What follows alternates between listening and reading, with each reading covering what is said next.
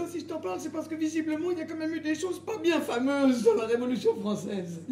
Oui, par rapport à tous ces gens qui ont été guillotinés, la terreur, tout ça. Là. La terreur? Oui, la terreur, visiblement, à un moment, ça a un peu dérapé, tout ça, et ils auraient commencé à guillotiner des gens dans tous les sens.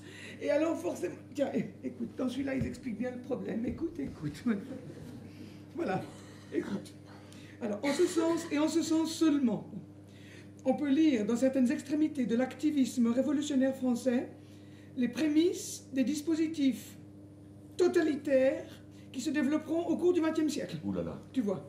Oui. Si je lis bien, bon, ça veut dire que la Révolution française, eh ben, ça a été le début du totalitarisme. Ouh là là, ouh là là, ouh là là. Ben oui. Il faut faire attention, parce que si c'est le début du totalitarisme, alors il vaut peut-être mieux la jeter, parce que c'est très grave quand même, le totalitarisme. Ben oui. Oui. Mais bon, là où ça se complique, c'est que si tu prends celui-là, eh ben, t'as des types qui t'expliquent complètement autre chose, qui disent que tout ça, c'est pas vrai du tout.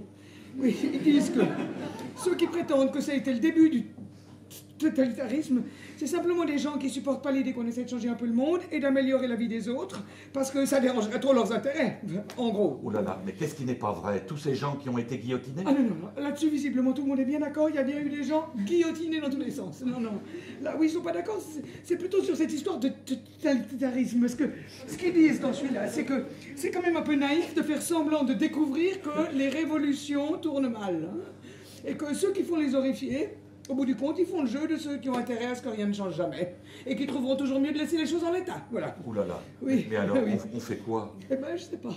D'autant que ça s'arrête pas là, parce que si tu prends celui-là, ben t'as encore d'autres types qui t'expliquent complètement autre chose. Et ils disent que c'est pas du tout le problème. Vu que, pour eux, la Révolution française, c'était pas bien fameux, certes, mais pour des raisons qui n'ont rien à voir qu'avec les histoires de type guillotiné dans tous les sens. Non, pour eux, le problème, c'est que la Révolution française, elle a été faite par la bourgeoisie. Et pour la bourgeoisie, qui en a profité pour s'approprier le pouvoir et qui depuis ne l'a jamais lâché. Et que dans cette affaire, eh ben, totalitarisme ou pas, au final, c'est quand même le peuple qui s'est retrouvé floué une fois de plus. Oh là là. En gros. Mais dis donc, mais il y en a beaucoup comme ça, des gens qui ont écrit sur la Révolution française? Mais plein. Plein.